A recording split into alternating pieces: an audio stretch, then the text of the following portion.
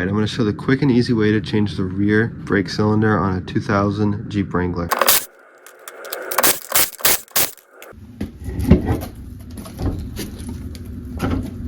Alright, now you want to take the drum off, and that's going to reveal your wheel cylinder, which is this right here. Alright, now what you're going to want to do is take this spring off and this spring off. You're trying to take it off this little pin here.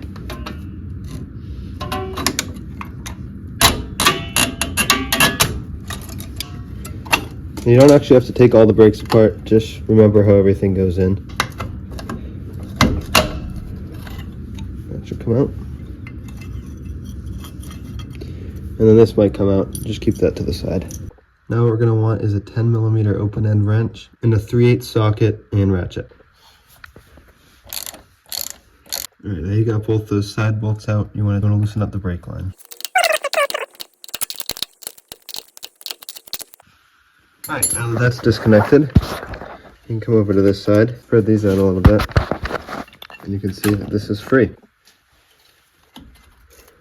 So it's kind of a pain to get out, but kind of just take it out, and here it is. Now the new one that I got is an A Premium. I got off Amazon for like 20 bucks. As you can see, looks the same, just not rusty and not blown out. There is going to be this plug here that we're going to take out. Alright, now we're going to feed that back in.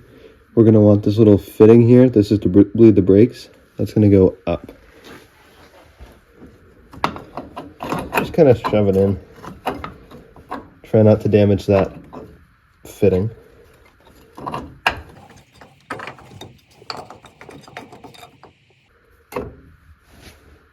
As you can see, I have those two bolts started. I'm going to tighten them up, and then we're going to put the brake line back on. Alright, now that that's tight, we're going to start bleeding the brakes. The only thing we're going to be taking off the old wheel cylinder is this little plug right here. This little cap goes right over the fitting, and that's just so it doesn't get dirty. Alright, we're going to take our pliers. We're going to struggle really hard to get that up there. They do make a tool for this, but why buy that when you can struggle, right? We'll try this one first.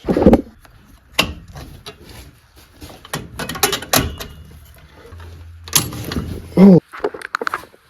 Alright, so I may or may not have just took a trip to Harbor Freight and got the right tool for the job. And I was able to get that spring on, so now let's start bleeding the brakes. Alright, so we have the brake bleeder hooked up. And then we have it up to that fitting right up top there. Then we're going to start pumping until fluid starts coming out.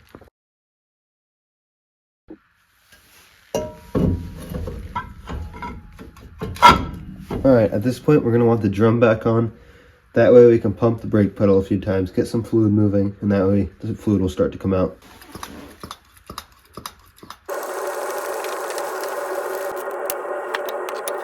Now we're going to take that line off, and we're going to tighten this fitting up. Make sure it's nice and tight.